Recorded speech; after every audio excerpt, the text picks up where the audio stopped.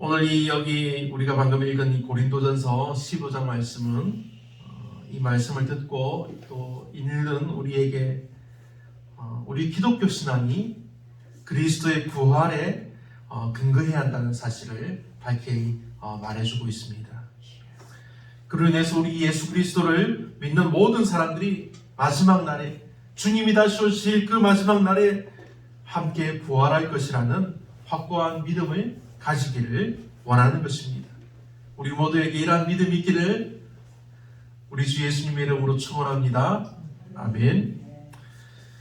우리 그리스도인들이 불신자들과 이야기할 때 어떻습니까? 권사님, 집사님, 우리가 불신자들과 이야기할 때 어떻습니까? 답답하지 않습니까?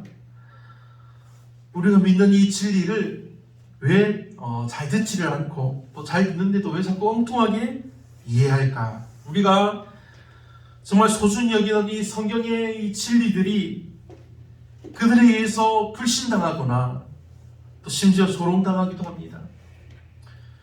요즘은 점점 사회가 발전해서 조롱하는 일은 줄어들었습니다.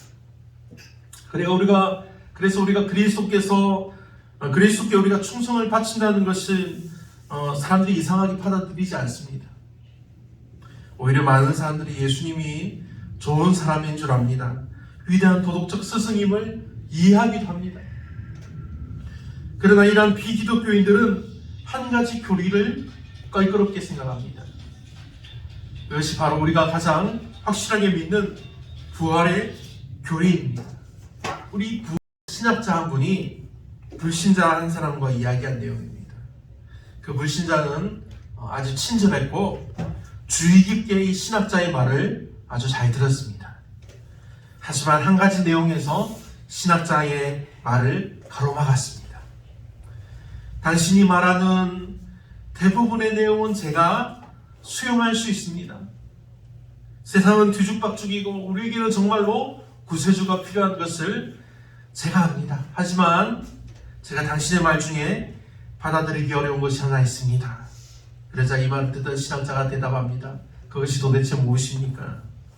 그래서 불신자는 예수님께서 죽은 자 가운데서 살아나셨다는 것은 정말 불가능한 일입니다. 죽은 사람은 다시 살아날 수 없습니다. 그것은 정말 확실한 사실입니다. 또한 예수님이 다시 살아나셨다는 것을 내가 믿어야 할 이유가 어디 있습니까? 이렇게 대답했다고 합니다.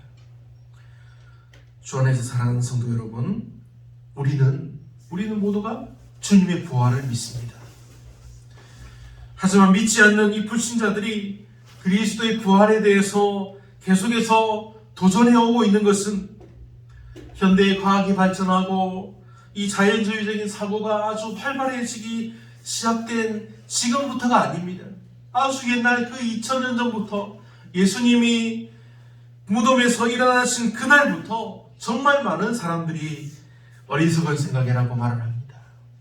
예수 믿는 자들이 꾸민 일이니 자신들을 속이지 말라고 막 외치는 것입니다.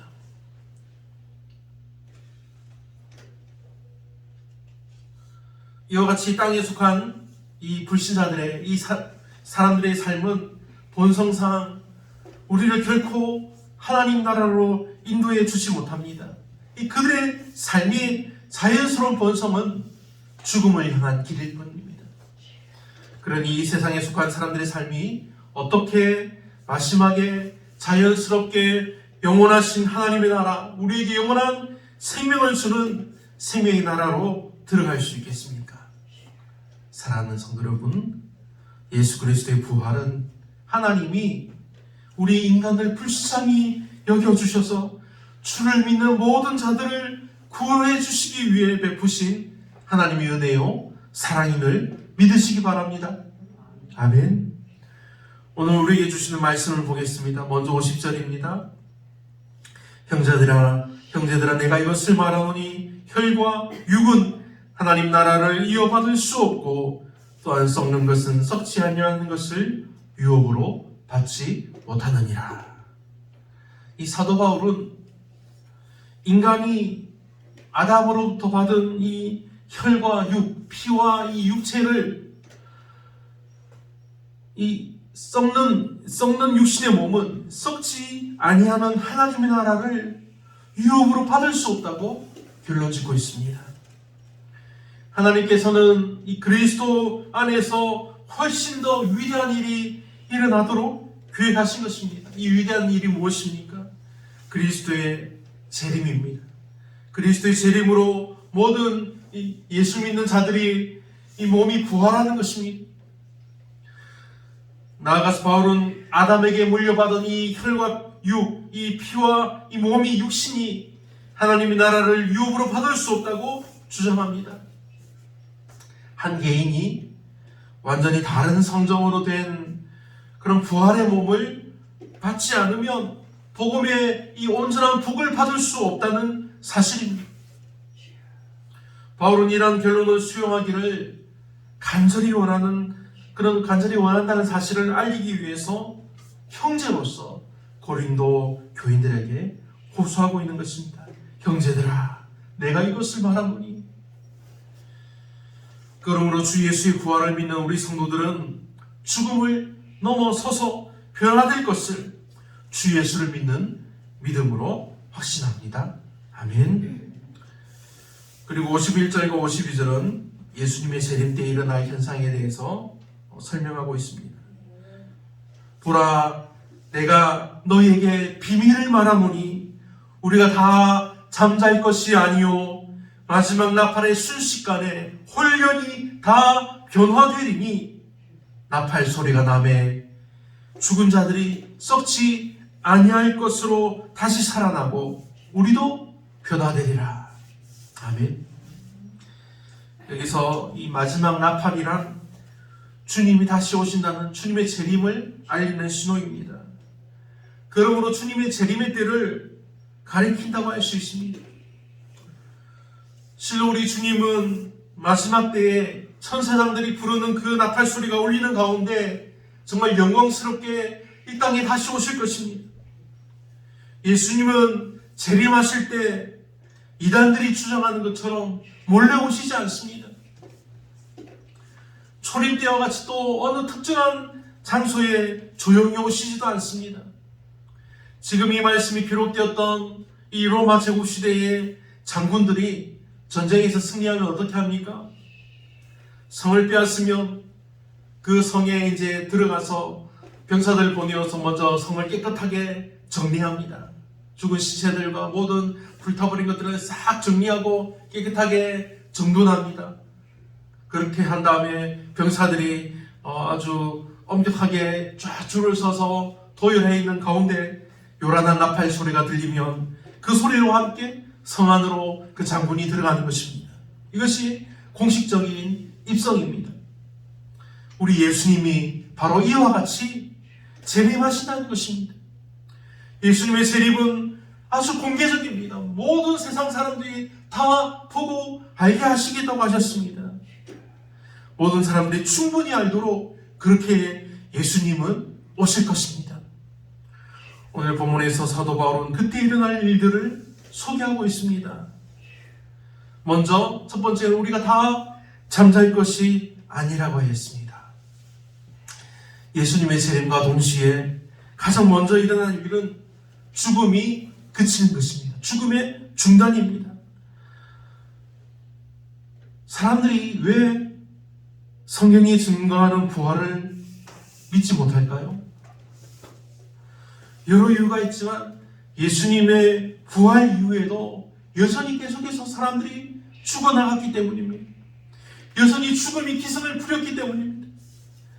예수님의 부활로 사망의 권세를 잃었으면 죽음이 기승을 부리지 말아야 합니다. 그런데 실제로는 사망의 권세가 조금도 위축되지 않은 것 같이 보입니다. 모든 사람들 다 죽게 만듭니다. 불신자는 물론 위대한 믿음의 사람들도 죽어갑니다. 사도 바울의 이 말은 바로 여기에 답이 될 수 있습니다. 죽음이 여전히 기승을 부리고 있는 것은 사실이지만 예수님이 재림하시는 날 그 기세가 완전히 꺾인다는 말씀입니다. 두 번째는 우리가 홀연히 다 변화할 것이라고 하였습니다. 이 말씀은 단지 죽음이 우리를 주장하지 못할 뿐 아니라 더 이상 죽음이 주장할 수 없는 상태로 우리 성도들이 다 변화된다는 말씀입니다. 전혀 그럴 가능성이 없는 이야기이지만 만약 하나 죽음이 다시 자기의 권능을 회복한다고 하더라도 성도는 더 이상 건드릴 수 없는 상태가 된다는 말씀입니다. 바울이 지금 말하고 있는 것은 죽음이 이 권능을 갖든지 권능을 상실하든지 또 회복하든지 그것과는 전혀 상관없이 우리 성도가 변화함으로써 우리 성도들에게는 사망의 권세가 무력화된다는 것을 말씀해주고 있는 것입니다. 끝으로 이 죽은 자들이 썩지 아니할 것으로 다시 살 것이라고 말씀합니다. 이것은 바로 사망이 과거에 계속해서 역사했던 결과에 대한 반전입니다. 이미 앞서 말씀드린 대로 예수님의 부활 이후에도 이 사망은 계속해서 우리 인간 세계에 힘을 써왔습니다. 물론 지금도 역사하고 있습니다. 앞으로도 당분간 이러한 기세는 계속될 것입니다. 계속해서 죽음으로 인해서 모두가 슬퍼하고 힘들어합니다. 이렇게 볼 때 예수님의 부활로 실제로 달라진 것은 전혀 없는 것처럼 보일 수 있습니다. 그러나 성경에는 바다에 던져진 요나를 무엇이 삼킵니까? 큰 물고기가 나타나서 삼켰다고 했습니다. 하지만 그 큰 물고기가 3일 만에 요나를 토해냈듯이 사망도 이 모든 성도들을 무덤에서 토해낼 것이라고 하는 사실입니다. 사도 바울의 논증의 요지는 이 사망 권세가 완전히 꺾이는 그날이 반드시 이룰 것이요 예수님의 재림의 때가 바로 그때라는 것입니다. 그러므로 결국 우리의 부활신앙은 예수님의 다시 오심을 기다리는 재림의 신앙으로 가야 한다는 사실입니다. 여러분은 정말 우리 다시 오실 예수님이 기다려지십니까? 요한복음 12장 말씀에 이제 이 세상의 심판이 이르렀으니 이 세상 임금이 쫓겨나리라. 내가 땅에서 들리면 모든 사람을 내게로 이끌겠노라 하시니. 그리고 요한복음 14장 19절 말씀에 조금 있으면 세상은 다시 나를 보지 못할 터이로되 너희는 나를 보리니 이는 내가 살았고 너희도 살겠음이라. 데살로니가전서 4장 말씀에 이렇게 말씀합니다. 주께서 호령과 천사장의 소리와 하나님의 나팔로 친히 하늘로 쫓아 강림하시리니 그리스도 안에서 죽은 자들이 먼저 일어나고 그 위에 우리 살아남은 자도 저희와 함께 구름 속으로 끌어올려 공중에서 주를 영접하게 하시리니 그리하여 우리가 항상 주와 함께 있으리라. 아멘. 마지막 날에, 이 마지막 날 예수님이 다시 오시는 이 날에 이전에 죽었던 이들은 부활한 새로운 몸을 입고 살아납니다. 그래서 다시는 죽음의 힘이 미치지 못하는 곳에 이를 것입니다. 죄로 인해서 죽음은 힘을 얻었고 율법으로 인해서 이 죄는 권세를 가졌다고 합니다. 하지만 주 예수 그리스도로 인해서 우리 성도들은 이 죽음으로부터 승리를 거둘 수 있게 된 것입니다. 부활한 몸으로만 하나님의 나라를 유업으로 받을 수 있다는 바울은 이제 이 성도들에게, 이 신자들이 죽어야만 하나님의 나라를 유업으로 받는 것이 아님을 고린도 교인들에게 확신시켜주고 있는 것입니다. 왜냐하면 이때 당시에 고린도 교회 성도들은 임박한 그리스도의 재림에 대해서 관심을 가지고 있었습니다. 고린도 교인들의 관심은 자연스럽게 내가 죽기 전에 그리스도께서 오신다면 나는 어떻게 하지? 그런 걱정을 하고 있다는 것입니다. 내가 죽지 않고 있다면 신령한 몸으로 부활하여 하나님의 나라를 유업으로 받는 일이 어떻게 가능할까? 그런 고민을 했다는 것입니다. 바울은 자신의 형제들과 자매들에게 우리가 다 잠잘 것이 아니요 죽을 것이 아니라는 말씀입니다. 마지막 나팔의 순식간에 홀연히 다 변화될 것이라고 확실하게 말씀합니다. 오늘 본문의 앞부분인 22절과 23절을 보면 바울은 그리스도의 재림과 함께 일반적인 부활이 있을 것임을 분명히 밝히는 것을 우리가 볼 수 있습니다. 그리고 그리스도의 재림 때 예수님이 다시 오실 그날에 여전히 살아있을 신자들은 순식간에 홀연히 변화될 것을 말씀해 주는 것입니다. 결국 그날에 우리 성도들은 죽음을 겪지 않은 채 천국에 신령한 썩지 아니할 그 거룩한 몸을 받게 될 것이라는 정말 놀라운 말씀을 하고 있는 것입니다. 그리고 여전히 55절 말씀은 사망의 권세에 대한 승리의 기간을 말해주고 있습니다.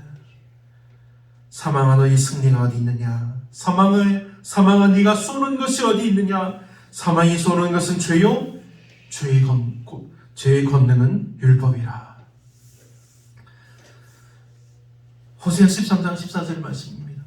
사망아 너희 이기는 것이 어디 있느냐? 사망아 너희 쏘는 것이 어디 있느냐? 바울이 말한 것이 이사야의 말씀에도 나오고 지금 이 호세아 13장의 말씀에도 나옵니다. 이것을 보면 바울이 말하고자 하는 것은 분명합니다. 우리 성도들의 이 부활한 몸은 불멸하지 않을 것이고 죽음이 결코 영향을 미치지 못할 것이라는 말씀입니다. 죽음은 이 성도들을 파멸시키지 못할 것이고 고통스럽게도 하지 못할 것이라는 사실입니다. 결국 우리 성도들은 몸의 쇠락과 이 죽음의 염려에 대해서 완전히 해방되어서 영원히 살게 될 것이라는 말씀입니다. 바울은 현재 시제로 죽음에 대해서 이렇게 조롱했습니다. 아직 일반적인 부활이 일어나지 않았지만 그리스도 안에서 부활이 있을 것이라는 희망은 우리 성도들에게 모든 죽음의 공포를 제거했습니다. 더불어 우리 성도들의 부활이 그리스도의 부활과 부활의 결과로 인한 것이라고 해석을 하고 그리스도의 부활이 실제로 일어났기 때문에 우리 성도들의 죽음이 이미 파멸 중에 있다고 보았던 것입니다. 주 안에서 살아가는 우리 성도 여러분, 우리는 우리를 성도라고 말합니다. 그렇지 않습니까? 우리는 스스로 우리를 아브라함의 자손이라고 믿고 있습니다. 우리는 믿음의 성도임을 믿습니다. 하지만 죽음에 대해서 여전히 조금의 두려운 마음은 남아 있습니다. 죽음은 그리스도의 부활로 인해서 지금 분명히 파멸 중에 있지만 우리는 여전히 죽음을 두려워한다는 사실입니다. 그러나 여러분, 우리 이 두려움까지 주님이 부활하신 능력으로 이기게 해주신 것을 믿으시기 바랍니다. 아멘. 로마서 6장 8절 9절 말씀에 만일 우리가 그리스도와 함께 죽었으면 또한 그와 함께 살 줄을 믿노니 이는 그리스도께서 죽는 자 가운데서 사셨음에 다시 죽지 아니하시고 사망이 다시 그를 주장하지 못할 줄을 알미로라. 아멘. 그러므로 이제 사망의 그 권세에 대한 자신의 자세를 확실히 하고 늘 승리하는 우리 믿음의 성도들이 되기를 우리 주 예수님의 이름으로 축원합니다. 아멘. 기도하겠습니다. 사랑하는 아버지 하나님, 오늘도 예배와 말씀을 통해 저에게 주시는 하나님 은혜와 사랑을 감사합니다. 오늘 말씀에 사도 바울이 평생의 예수 그리스도의 복음을 전파하며 예수님이 이 땅에 다시 오실 그때에 우리도 주님과 같이 거룩한 몸으로 정말 홀연히 변화하여서 주님을 맞이할 것을 말씀했습니다. 아버지 하나님, 너무나 놀랍고 이 대단한 믿음을 가진 하나님의 사람의 이 전한 말씀을 이 믿음대로 우리가 모이기에 힘쓰게 하여 주시고 모일 때마다 우리가 오직 주의 성령에 매인 사람이 되어서 정말 우리 함께 주님이 다시 오실 그 마지막 날을 기다리며 하나님을 찬양하며 함께 기도하며 간절히 구하게 하여 주시옵소서. 이 시간 간절히 오라오니 날마다 우리 믿음의 성도들과 우리 성도들의 가족들과 우리 이웃들을 위해서 우리 간절히 하나님께 기도하게 하여 주시고 날마다 저희에게 하나님의 크신 은혜를 부어 주시옵소서. 그리하여서 우리 교회가 점점 더 성령의 메인자들로 풍성하여지는 하나님의 놀라운 은혜와 사랑을 충만히 더하여 주시옵소서. 오늘 말씀 하나님께 감사드리오며 우리 주 예수님의 이름으로 기도합니다. 아멘.